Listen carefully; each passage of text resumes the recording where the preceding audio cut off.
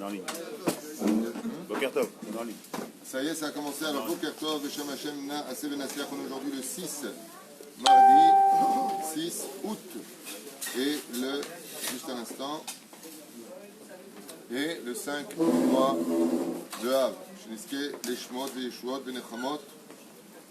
Le Chaim Tovim Shalom, que de bonnes nouvelles pour tout le monde. Toda Rabba, Simon Daran, Hashem Varech Otcha, Hashem Varech Otcha, Bezrat Hashem. Toda Rabba à la Kol, Morgan Zribi, Hashem Varech Otcha, Irma Aoui. Merci pour votre soutien et tous les autres qui font des virements et qui nous soutiennent. Que Akadosh Baruch Hu, il va être très grâce à vous, on peut petit à petit payer les Avrechim. Vous avez une grande part et un grand mérite dans tout cela.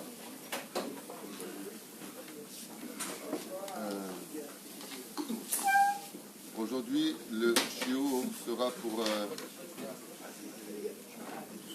Mike Sultan, c'est pour toi. Après, ce sera Joy Cohen et Alicia Kochava Dre, Ezrat Hashem. Une bonne réfoua shlema pour tous les malades d'Israël, Bichlalam, Ginette, Shoshana Bat Mesaouda, Michel, Malka Ben Bat Mesaouda, Yaakov Ben Nun, Morat Meagdosha, Torah, Shirel Perla, Simcha Bat Alison, Mazal, Sarah Talia, Bat Prat Miriam, Itamar Israël Ben Dalia. Salomé Chaya Bat Miriam, Meir et Sarah Soufan, Asher Ben Moshe Jami, Yehuda Ben Eliaou, sans oublier Yirmiyahu Abraham Ben Mesaouda Ben Arosh, Hashem Varech Otra, même si je ne t'entends pas beaucoup, j'espère que tu vas très bien. L'Elef Alfa Abdalim, Leilou Nishmat, Yitzhak Ben Sassia Marcel Bat Rassiba, Blanche Efrat Bat Sarah, Vechol Mete Israël, Chaim Tovim, Shalom, qu'on n'entende que de bonnes nouvelles pour chacun de nous. Amen. Amen. Hier, j'ai envoyé un message, enfin mon épouse l'a envoyé pour moi parce que Déborah Amar, que Dieu la bénisse, lui donne une grande santé cette année, un bon ziboug, a publié une liste des obligations, entre guillemets, des devoirs du mari vis-à-vis de la femme. Et sur les réseaux sociaux, ouais, mais enfin bon, on n'est pas des femmes, nous les hommes. Les gens ont réagi de façon un peu bizarre quand on cite, je rappelle, le Shulchan Aruch et la Gemara. Les hommes réagissent de façon un petit peu masculine. Et hier, on m'a demandé d'envoyer la liste des obligations des femmes vis-à-vis des maris. Et encore, j'ai été hyper diplomate, parce que si je vous cite le Rambam ou le Shulchan Aruch dans le Chotishut du devoir de la femme vis-à-vis du mari, mais ce n'est pas du tout les mots que j'ai marqués. Là-bas, c'est beaucoup plus dur à entendre. Alors, bien entendu, il y a eu quelques femmes qui ont réagi. Oui, mais rappelez-vous, on n'est plus à l'époque de nos grands-mères. Aujourd'hui, on travaille. Je rappelle que je vis en 2019 avec vous et que ça fait juste 22 ans que je reçois des couples. Je sais exactement comment ça se passe. Je sais le travail des femmes et j'en ai fait assez des cours. Il y en a même une que j'adore particulièrement, une femme qui n'est autre que ma belle-sœur, qui a écrit « Là, trop, c'est trop ». Que ça m'a vraiment fait rire parce que trop, c'est trop, ça veut dire quoi en attendant, chers amis, on est à 45% de divorce dans le monde et que votre façon à vous de faire les choses, homme comme femme, étant donné que vous ne remplissez pas vos fonctions d'honorer, de vous respecter, de vous aimer, ça a donné des résultats négatifs. Moi, je n'ai pas demandé à le faire. Vora a voulu lancer cette liste. Je l'ai lancée. Ce qui a été marqué et que vous avez reçu sur vos réseaux Facebook n'est autre que le Shulchan Aruch Meforash et les Gemarot de droite et de gauche. Voilà. Je marque là-bas un moment dans la liste, une femme a le devoir de sauver son mari de la débauche. C'est Rabbi Chia qui l'enseigne dans la Gemara. C'est juste Rabbi Chia. Donc celui qui n'est pas content, vous mettez un gilet jaune, une pancarte sur le truc de Rabbi Chia, vous dites pas content. Dai shematzilanu minahet. Abotai. Quand vous dites que nous sommes dans les temps modernes, sachez une chose. La Torah, elle avait convenu qu'un jour on passera en 2019, 2020, 2021. La Torah est immuable, elle ne change pas. Ce que je sais par contre, c'est que comme je l'ai marqué à la fin, tout le monde connaît que si tu veux être un roi chez toi, fais de ta femme une reine. Et il y en a qui disent, si tu veux être une reine chez toi, fais de ton mari un roi. Je ne sais pas si vous comprenez ce que je suis en train de dire. La question n'est pas là, la question c'est de savoir qui aura le courage de commencer. C'est très souvent dans les couples, on attend que l'autre fasse pour que lui il fait.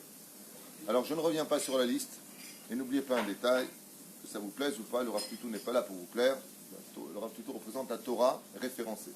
Et qui n'est pas d'accord avec ce que je vous enseigne, ça arrive, je ne vous demande pas de me suivre, je vous dis simplement que ce que j'ai écrit, c'est halakha lemaaseh. Et encore, quand j'ai lu à ma femme, j'ai dit, viens vers tout le monde, la femme doit honorer son mari tel un roi, lui parler comme une fille qui parle à son père. Ça, je ne l'ai pas marqué, parce que sinon c'est allez, c'est quoi cette Torah?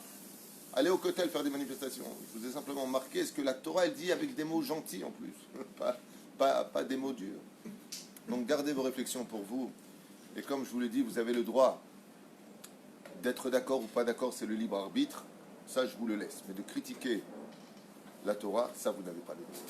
Celui qui n'est pas d'accord ou d'accord, c'est son problème. Je ne te demande pas de faire. En attendant, hommes comme femmes, tous ces gens qui ont des grandes bouches, posez-vous la question, est-ce que vous êtes heureux et épanoui dans votre vie de couple? Avec votre façon à vous de faire, est-ce que vous êtes heureux dans votre vie de couple? Réponse, non. Alors peut-être qu'on arrêtera un jour de faire comme nous on pense les choses, comme nous on voit les choses. Je ne parle pas pour les hommes vis-à-vis des femmes, femmes vis-à-vis des hommes, je parle de façon générale. Il y a des femmes qui ont tout donné à leur mari en ont profité, n'ont rien donné. Je ne parle pas de ce genre de cas. Je parle de l'idéologie d'un couple tel que la Torah nous le demande. Alors Asher, tu sais ce qui avait très marrant? C'est que quand j'ai fait la liste, quand Déborah, elle a fait la liste des devoirs selon mes cours, de l'homme vis-à-vis de la femme, j'ai reçu des mails, les hommes, ouais, c'est quoi cette liste? On n'est pas des bouffons pour nos femmes, déjà qu'elles nous écrasent aujourd'hui, mais un truc de fou. Bon, mais sur mes mails personnels, ça vous n'avez pas pu le voir.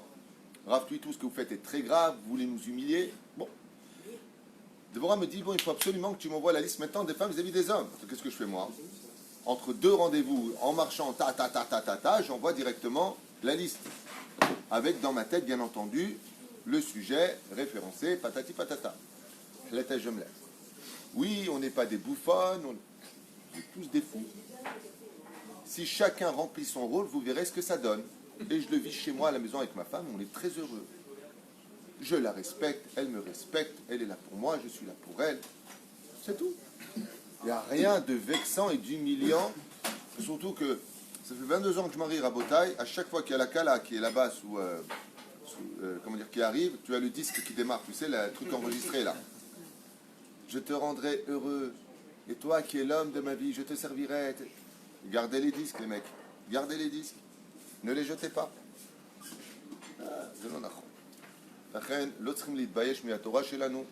En ce qui me concerne, je vous le dis à voix haute, je ne suis pas là pour vous plaire. Et ce que j'ai dit, je le laisse marquer, que c'est à Torah, que ça vous plaise ou pas. La Torah, elle ne change pas et je ne la changerai pas pour vous. Et encore, j'ai été vachement diplomate. Wali. Regardez Ilchot Ishut dans le Shulchan Aruch.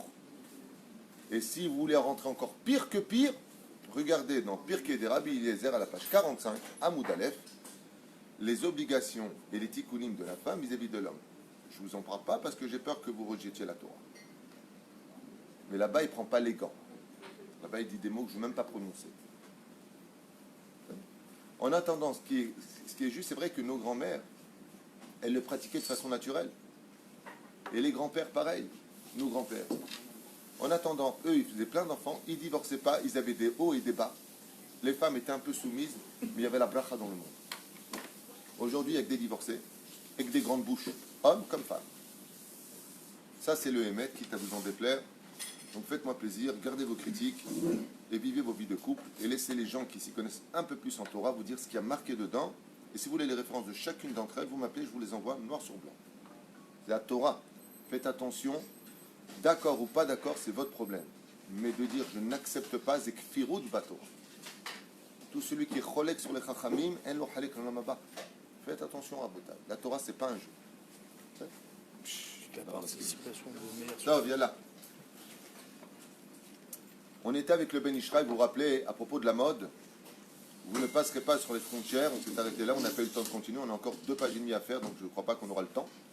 Mais juste pour continuer, on a vu que la lettre de Vav, donc c'est la suite du cours qu'on avait fait, la lettre Vav de Esav est celle qui lui fait rire, et les Chachamim nous disent dans la paracha de Devarim, ici présent avec le Ben Ishraï, même si je rappelle que c'est aujourd'hui la Iloula du Harizal, donc important d'allumer une bougie, de faire des études sur le Harizal, la Kadosh, Rutot Hagan Aleinu, Vazit Kayem Bo H Yochlem, et que les Hatid Lavo, on pourra prendre la lettre Vav. Qu'est-ce que vient nous dire ici le Ben Ishraï? Le Ben Ishraï, Tidou Lachem, il nous fait comprendre que si les Juifs suivent la mode, c'est qui est le mot Edom, et s'habillent comme les non-Juifs, pas pudiquement, jupe courte, le mec qui vient comme ça à la Beth Knesset, Anilodam, à toutes sortes de choses qui ne sont pas ilchatiquement parlant, permis par la halacha, je prends un rour, c'est Deoraita, Bechukoteem lo telechu. pas content, encore une fois, au Kotel, manifestation. Vous ne suivrez pas la mode des Goïm, les lois des Goïm, le comportement des Goïm. Assour, lanou. Eux, moutar, lanou, assour. Est-ce que je suis clair? On n'a pas le droit. Ben tirtse, ben lo tirtse. Qu'est-ce qui est mis à Kev, particulièrement la Géoula, selon ce que nous explique ici Ben Ishraï depuis le premier cours, le manque de pudeur. Le fait que amène à. Et comme vous le savez, les vêtements influencent sur la conduite d'un homme. Je vous l'ai déjà dit, vous prenez un homme, vous l'habillez en costard, vous prenez ce même personnage, vous lui mettez des baskets Nike ou Adidas, peu importe, je ne veux pas faire de pub, un jeans, une chemise à carreaux courte, il n'y a rien de mal, attention. Il n'aura pas le même comportement. C'est prouvé. Il n'y a pas besoin des mounas. On n'est pas pareil quand on est habillé comme ça que quand on est habillé comme ça. On ne fait pas, même pas les mêmes gestes. On a un mec qui est en costard, super beau, vous le mettez en survêtement, il n'a pas les mêmes gestes, il n'a pas la même façon de marcher des fois. C'est mashpia. Les vêtements mashpi'im. Si je suis habillé avec un petit Lacoste sympathique, ok, pantalon beige, sandales, la femme viendra facilement me faire la bise. Pourquoi? Pour elle, telle qu'elle me voit, je ne suis pas forcément shomer negia. Mais tel que je suis comme ça, pour toutes les femmes, je suis shomer negia. Et si je viens embrasser quelqu'un, je dis, oh, qu'est-ce qu'il fait lui? T'as vu le religieux? Vous voyez bien que l'habit...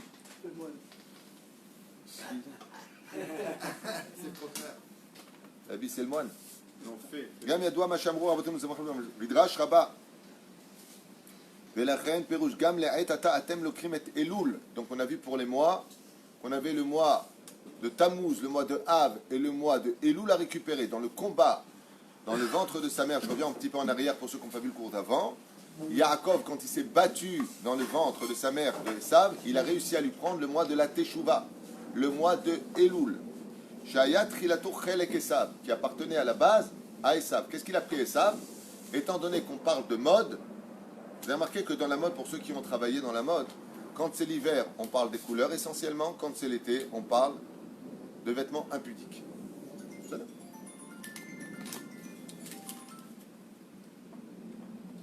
לוקחים את אלול שהיה תחילתו חלק עשיו ויראו מכם לכן צריך שבחודש הזה תהיו נשמרים מן היצר הרע. Et c'est pour cela que le mois de Elul, qui en général correspond au mois d'août en français,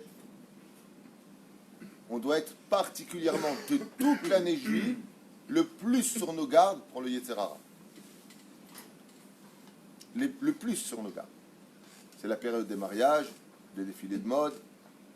C'est très compliqué parce qu'en même temps c'est des mitzvot. Tu viens pour un mariage, Mazel Tov, c'est magnifique. On n'est pas là pour juger les autres mais pour les aider. Mais de l'autre côté, je veux bien t'aider, mais pas au point de moi de me rendre impur parce que je regarde des choses interdites. Je peux aider à la condition où je sors indemne de cette situation. C'est très compliqué. Omer Lanoua Ben Ishraï, il y a plus de 150 ans en arrière, le mois de l'année juive le plus dur pour le Yetzer Hara, c'est le mois d'août. Lama. Petit 1, il fait chaud. Au niveau scientifique, quand il fait chaud, on est plus calme ou plus nerveux? On est beaucoup plus nerveux. Donc on est moins serein de l'esprit. Petit 2, on est plus habillé ou moins habillé. Vous savez qu'en général, quand il y a des mariages en hiver, je participe plus au mariage. Je n'ai pas de problème. Vous savez pourquoi? Tout le monde vient bien habillé. En été, Hashem Erachem. C'est difficile. Pas parce que les filles sont impudiques. Les filles d'Israël sont pures. Comme elles n'ont pas beaucoup d'oseille, les pauvres, elles n'ont pas de quoi acheter la robe longue jusqu'en bas. Elles ont juste que là, pas assez d'argent. C'est une blague. Anikra Meod. Et pourquoi on appelle ça Meod? Comment on écrit le mot Meod en hébreu? Mem Aleph Dalet. C'est les lettres du mot Edom. C'est pour ça que la Gemara dans Masechet Brachot nous dit En Meod et la Yetzer Hara. Tout ce qui est extrême est automatiquement Yetzer Hara. Chez Otiot Meod. Ar Altit Garubam. Et vient la Torah dans la paracha de Devarim, 5e livre de la Torah, et nous dit Altit Garubam.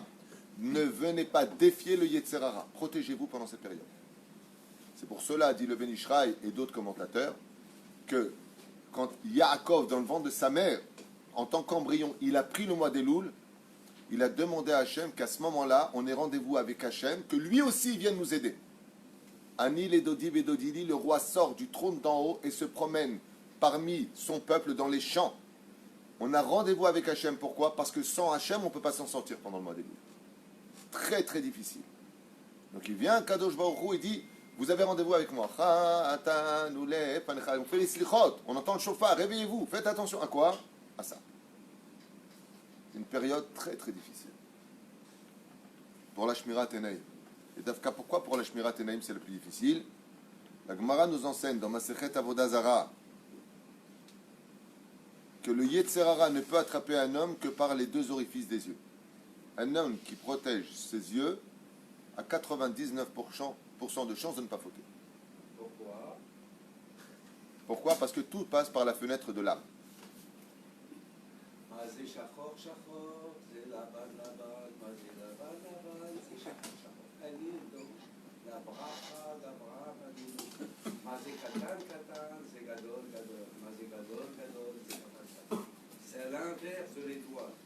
La pupille, elle est noire. Le parti blanche, c'est l'illusion.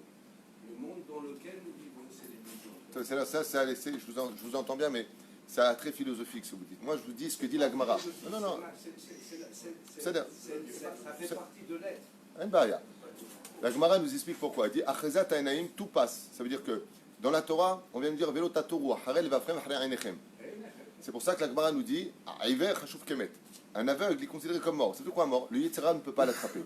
Par exemple, de tout le corps humain, la Gemara elle dit qui appartient à Dieu, qui n'appartient pas à Dieu. Celui qui protège ses yeux, tu peux être certain qu'il est Mahane Elokim. Celui qui ne protège pas ses yeux, Mahane Sitra Hara. Comme ça la Gemara. On n'est pas en débat, Non, mais le sod, quand vous cherchez le sod, il s'écrit avec un samer, un brav et un dalet.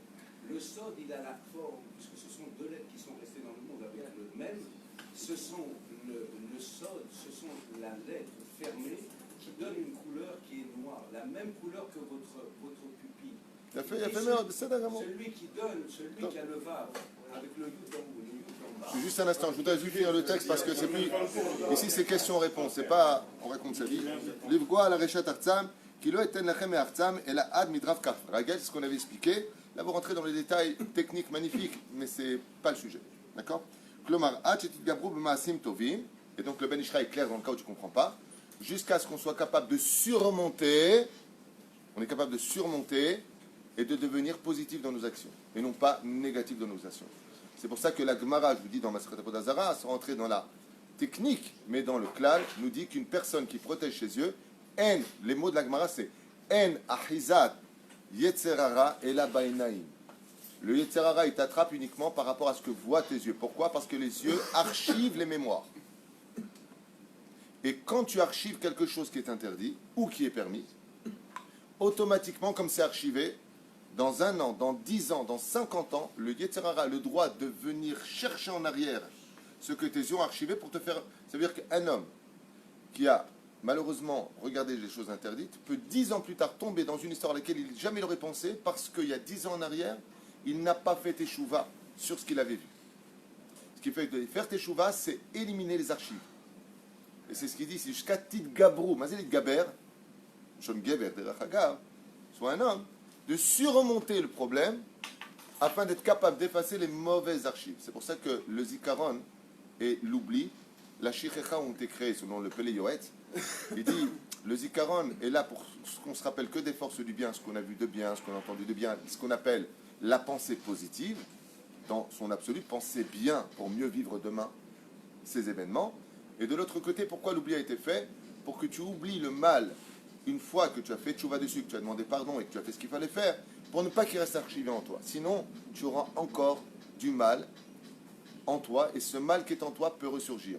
Rabbi aussi dit dans la Gemara, quelqu'un qui voit le mal chez les autres, c'est parce qu'il y a encore du mal chez lui.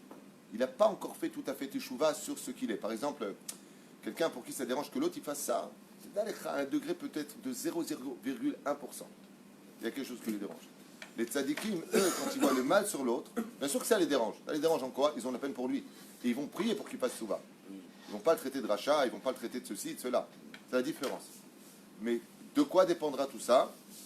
Alors si on doit rentrer un peu dans le sod avec le Harizal, parce que les yeux sont la fenêtre des âmes. C'est-à-dire que l'âme ne voit rien à travers le corps qui est hermétique. C'est pour ça que le mot peau, c'est les mêmes lettres que le mot hiver, Aïn Vavresh, sauf les yeux, qui n'ont pas de peau. Pour mettre la peau, il faut fermer les paupières. Donc les yeux, c'est une vitre. Et l'âme s'exprime par les yeux. C'est pour ça que dès qu'une personne meurt, on ne lui ferme pas la bouche, on ne ferme pas le nez. On fait quoi? On ferme les yeux. On lui ferme les tricines. Pour ne pas qu'il voit à travers ses yeux son propre corps mourir et rentrer en putréfaction. Les choses sont beaucoup plus profondes que ce que l'on pense. Et c'est pour ça qu'il nous dit ici, le Ben Ishraï, que toute la notion de Yaakov, c'est une question des yeux. C'est pour ça qu'avant d'ailleurs de rentrer dans la paracha de Nitzavim, on a une paracha qui parle que des yeux. C'est laquelle? Dont le titre parle des yeux.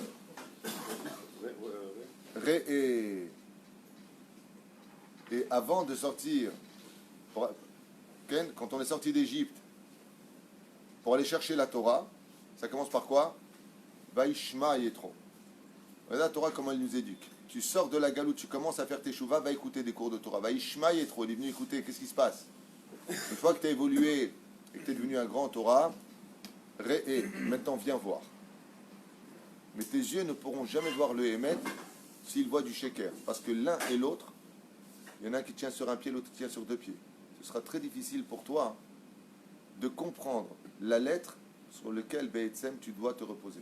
C'est pour ça que le Shin, il tient sur trois pieds. Il y a un semblant de Sheker dans le monde de vérité, et il y a un semblant de vérité dans le monde du Sheker. Ça veut dire que la vision des choses que nous avons appartiendra à l'objectivité de notre pureté. Des fois, toi, tu vois les choses. Non, je ne suis pas d'accord, je trouve que c'est comme ça. Tu vas voir un grand Torah, le Rav Kanevski par exemple, ou le Rav David Abou Hatzera, ou d'autres grands rabbinim, le Rav Yitzhak Yosef, Shibadel Chaim Aloukim. Tu viens le voir, il ne te dit pas du tout assourd. Tu dis, ah, comment? Viens, je te montre. Beau pour et. C'est pour ça que d'ailleurs, dans le Talmud, qui est la Torah du Etz Hadat, et le Zohar, qui appartient au Etzraïm, là-bas c'est Ta Shma, viens, écoute. On dit que dans le Zohar, il n'y a pas marqué Ta Shma, il y a marqué Ta Hazé, viens voir. Tant que tu es dans les mahloquettes, on te dit viens, écoute. Ta Shma. Mais quand tu vas dans le Zohar, est-ce qu'il y a des mahloquettes dans le Zohar? Il n'y a aucune mahloquette. Pourquoi? Parce qu'une fois que tu as vu, il n'y a plus rien à dire. Qu'est-ce qu'il y a de plus fort, d'entendre ou de voir? Bon, c'est pour ça que l'oreille, dit les Chachamim al-Pi Kabbalah, ressemble à un embryon. Tant que tu es dans l'état de la fabrication de ta vie, ne dis pas je ne suis pas d'accord. Viens écouter d'abord. Écoute. Une fois que tu as su écouter, que tu t'es rempli de toute la Torah, alors là on passe à un autre degré. Viens et vois. Vous voyez que les yeux sont plus importants que tout dans le corps humain. C'est-à-dire que tu dis à une personne, tu veux être aveugle ou sourd? Vous dites quoi? Tout le monde te dira en général sourd. Personne ne veut perdre ses yeux. J'ai jamais vu quelqu'un qui fait comme ça, après fait comme ça. Mais par contre, je vois souvent des gens. Hein, c'est très tunisien aussi. Non, mais c'est vrai, j'ai jamais vu quelqu'un faire comme ça. Alors, tu vois tous les mecs comme ça, des fois dans le bus, ils sont assis comme ça. Ah. Même dans Halakha, par rapport à quoi en effet, quand on a des problèmes aussi aux yeux et tout ça, par rapport à Shabbat ou tout, quand il y a un grand problème aux yeux. J'ai pas compris la question. Pour voir l'importance des yeux, aussi, c'est une question que je vous pose par rapport à Halakha, je sais que quand il y a un problème aux yeux, oui. je crois qu'il peut enfreindre le Shabbat par rapport à ça, parce que justement, ah, je comprends ce que tu veux dire. Les yeux, comme le cerveau, comme le cœur, sont les trois membres du corps humain qui peuvent donner un ptor, c'est-à-dire être quitte de jeûner, même à Kippour ou à Tisha B'Av, dans certains cas. Parce que d'Afka, les yeux sont reliés au cœur. J'ai demandé d'ailleurs au docteur Naoum, qui est médecin, et elle m'a confirmé que c'était vrai. Bien sûr, la Torah le dit, la Torah elle est vraie, mais je voulais juste savoir, moi je ne suis pas d'enquête, mais je lui ai demandé. Mais les yeux, selon les Chachamim, quand il y a un problème aux yeux, il faut vraiment faire des vérifications importantes, parce que c'est directement relié au cerveau et au cœur. D'où la Torah. Tu ne s'ouvriras pas ni ton cœur ni tes yeux. Quel rapport? Parce que l'un est relié à l'autre. Mais je vous l'affirme et je vous confirme. On ne peut pas être tzaddik, on ne peut pas travailler son Yetzer Hara tant qu'on n'a pas protégé nos yeux, surtout des appareils téléphoniques qu'on a aujourd'hui, qui sont modernes, qui apportent beaucoup de livrets Torah, de bonnes choses positives, mais qui sur un seul bouton peuvent t'emmener à perdre tous tes efforts gagnés très facilement. C'est un très gros problème. Hier, pour le débat avec les jeunes, on en parlait, j'aurais dit, d'après vous, Je parlais avec les jeunes hier soir, et je leur dis, d'après vous, qu'est-ce qu'il faudrait vraiment éloigner le plus de vous pour que vous puissiez vous épanouir? Et à ma grande surprise, les jeunes ont répondu, nos portables. C'est un truc de fou, c'est pas moi qui l'ai dit, c'est eux. Les jeunes disent, ben franchement, le portable, il est positif sur certains points, mais c'est vrai que ça nous a rendus abrutis et que ça nous ouvre les yeux vers des choses qu'on n'aurait pas dû savoir à nos âges. C'est les jeunes eux-mêmes qui le disent. Et nous, on est là, à l'âge de 6 ans, 7 ans, tiens, je t'ai acheté le dernier portable à 3 000 €, un truc de fou. On est en train de faire n'importe quoi. Je me rappelle, nous, quand on était jeunes, on rentrait dans le salon, il y avait la télévision, dès qu'il y avait une femme qui sortait impudique, pas nue, hein, ma mère me disait, rentre, pas, c'est honteux, c'est honteux. Il y avait le mot c'est honteux. Aujourd'hui, c'est honteux si tu vois pas. Aujourd'hui, c'est honteux si tu regardes pas. On est dans un monde où même quand tu donnes la liste du Shulchan Aruch sur comment on doit se comporter, on te dit non, c'est honteux. Ça, c'est le Tunisien, bien compris. Un truc de malade. On ne peut même pas dire demain, tu es... Comme il a dit Lieberman. Il a dit une grande phrase qui veut tout dire, Lieberman. Il a dit, il est temps que Israël devienne un pays normal. Je ne sais pas si vous comprenez la phrase. Ça veut dire un pays juif qui est Shomer Shabbat, il n'est pas normal.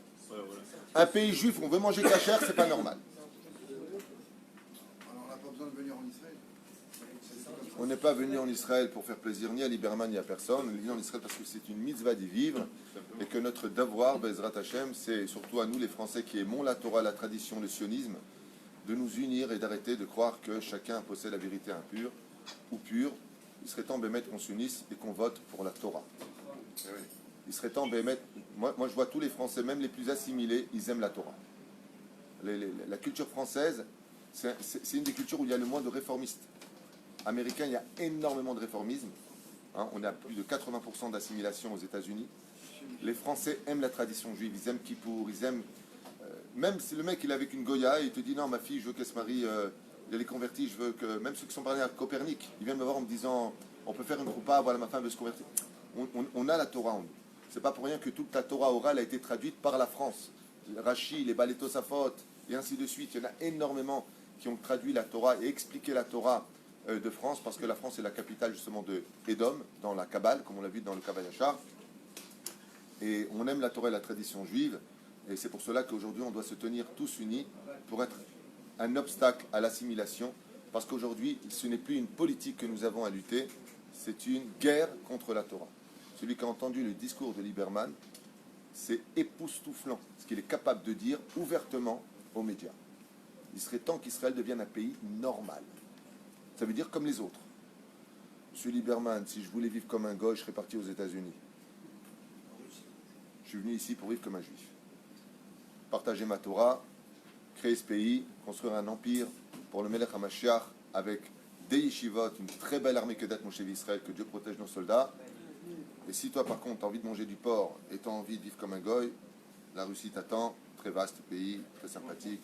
Il fait très froid en hiver et très chaud en été. Baruch Adonai Leolam Amen.